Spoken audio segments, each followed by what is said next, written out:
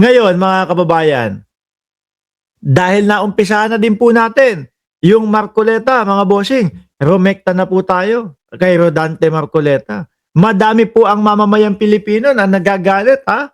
Bakit? Hindi sila satisfied doon sa sinasabi ni George Garcia. No? At isa na nga po dyan, mga kababayan, sa nakikita kong gagalit dito kay Marcoleta, eto pong si Atty. Dino, mga bossing. Danilo Espejo, shout out sa iyo. Ng reasoning. Ayan. Madami daw pong masyadong adjustment ng reasoning, mga bossing. Kasi naman, mga kababayan, biruin nyo. Sinabi, inamin, walang isinulat doon sa kanyang sose. Di ba? Walang isinulat doon sa kanyang sose. Umamin doon na meron naman daw pong nag-donate sa kanya. Ngayon, anak ng putek na yan. So, paano yan? Pwede na lang, lahat na lang maging Marcoleta. Diba? Sasabihin, hindi. Binigay sa akin to bago pa lang. Hindi pa umpisa yung election. Kaya madami. Baka siguro si Marcoleta sa Senado kapag pagka nakita yan pakinggan nyo si Atty. Dino. Grabe yung adjustment ng reasoning ng batas para lang ma-make sure na hindi siya parang gano'n parang hindi siya makasuhan. Pero malinaw napakalinaw lang nakakalungkot. Kasi una, malinaw na inamin niya, hindi niya dineclare. Correct. Doon po yun sa Net25. Sa palagi ang pinagsusumbungan ni Rodante Marcoleta mga bossing. Galit. Ano ba pangalan ng mga kausap niya, mga tungaw doon? Yung dalawa? Jen. Jen, alam mo naman may mga kaibigan tayo. Pero sabi ng mga kaibigan natin, wag nang ilagay yung kanilang pangalan. Ang tanong, sino yung mga kaibigan na yun? Sino yung bang mga kaibigan na yun? Sila Diskaya? Yung bang mga kaibigan na yun? Ang China? Kami nagtatanong lang mga bossing, Kasi kung titingnan natin at susubaybayan natin, sige lang, bira lang, Mark. Walang katapusan to. Putang ina, tinatakot niyan. Tatago na ako. Papapatay na ako ng Vice Presidente ng mga Duterte. Tatago na ako. Sige, una na ako, ha?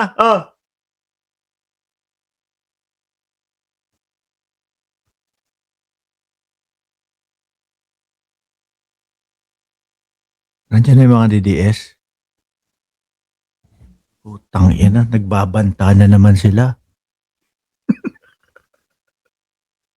Wala na kayo ibang kayang gawin kundi pagbabanta. Yung mga pagbabanta nyo, anak ng tokwa naman. 19 kopong-kopong na lang ang naniniwala dyan.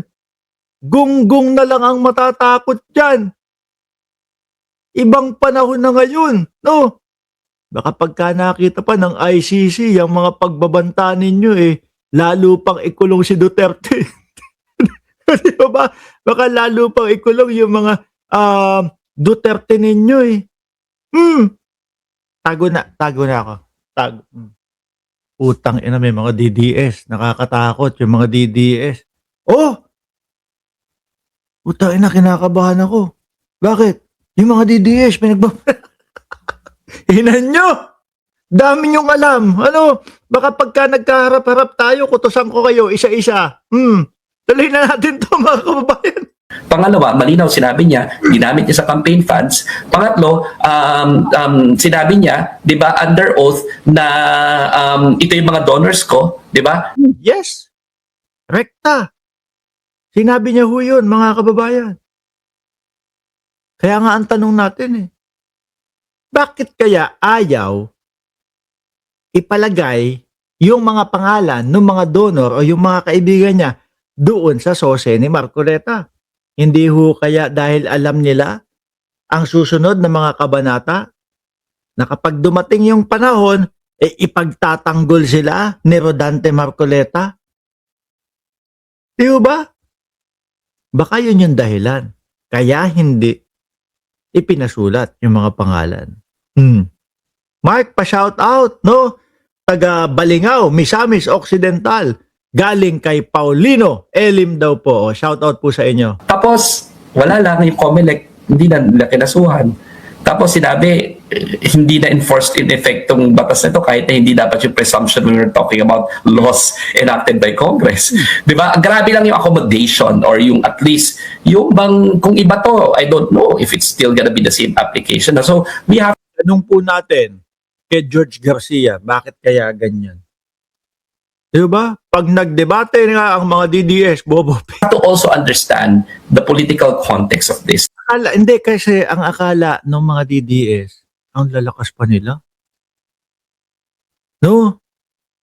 Nung si Sara Duterte, nag-announce, ako si Sara Duterte, tatakbo sa pagka-presidente sa 2020. Putak nina. Yung mga DDS, nagsisuguron ho dito, mga kababayan.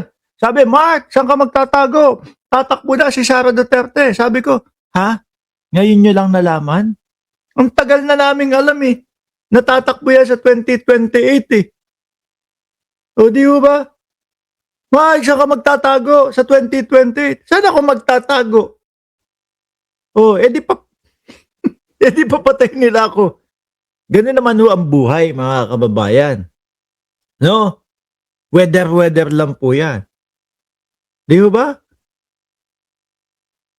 Akala nila malakas pa ho talaga sila. Biruin mo, tignan mo yung papirma nila para kay Digong. Puta ina. Laging sinasabi, 32 million kami.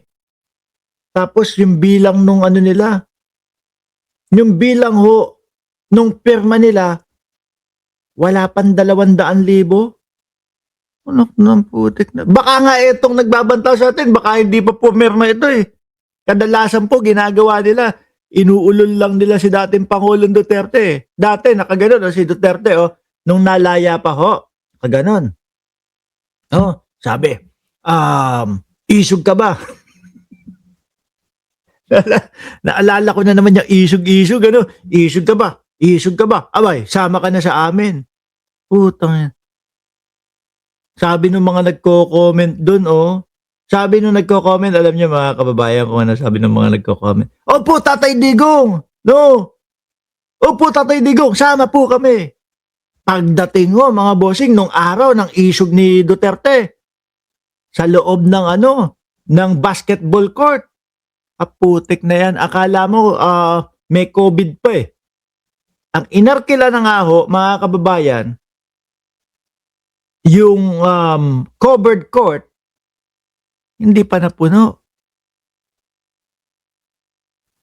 Nasayang lang yung pera. Ang arkila sa covered court, 400 per ora. Di sana, ang ginawa nyo na lang, half court na lang, kung yung isang buo, hindi nyo mapuno. O di ba? Tingnan nyo, oy, mga DDS, putang, makinig kayo dito, kukutusan ko kayo pagka hindi kayo, tingnan nyo si Sara Duterte. Inendorso yung kalaban nung anak ni Akop doon sa Antipolo. May bahay ko kami dyan, no? Inendorso yung kalaban ni Akop. Nok ng putik. Wala, 20% lang ho yata ang nakuhang boto. So, paano mo sasabihin malakas sa mga Duterte? Si Luis Tro, yung kanyang distrito, pinuntahan ni Sara Duterte. No? Para siraan si Luis Tro. Kesyo daw po may utang.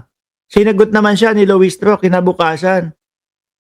Sinagot ni Luis Tro, wala namang naipakitang ebidensya, tumahimik lang yung Hindi, bakit gano'n? Magtago, okay na yun, no? Ang problema dito sa mga DDS na to, hanggang ganyan lang po ang pang-comment nila. Yung tipong ganyan lang po yung comment nila. Pero pagdating po doon sa pinag-uusapan, wala na pong mga maisagot. Kaya sabi ni Badoy, ang bobobo nyo naman. Kaya magkano sweldo? Piso kada comment. Kasi hanggang ganyan lang yung komento nyo. Diba? Okay sana kung nakikipagpalitan kayo kung ano yung tinatalakay, ipinagtatanggol nyo yung inyong vice-president. Vice-presidente din namin, yun. Kasi Pilipino din kami. Ipinagtatanggol nyo yung mga idol ninyo. Pero wala kayong maipagtanggol. Hindi nyo kayang depensahan. Bakit? Kasi ultimo, yung mga idol ninyo, wala silang maipandepensa. Tama ba ako? Mali sila, mga bossing. No, kaya ganyan ho yung mga DDS. Ano ang mga i-comment? Ko-comment, bayarang ka. Ko-comment, ano ka? Adik ka, bangag ka din. Lagot kayo sa 2028.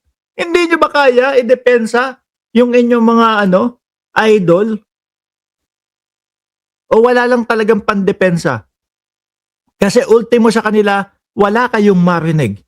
Di ba? Tuloy. So, and we have to ask, ganito ba yung gusto nating klaseng institutions, no, na parang hindi balanse at hindi patas yung pagre-resolve? Yun lang yung at least na sense ko. Mukhang wala tayong magagawa. No? Miski man ho ako, mga kababayan Nabubwisit ako doon sa naging resulta Kasi rektahan. Umamin. Tapos biglang ganon, tigil na lang.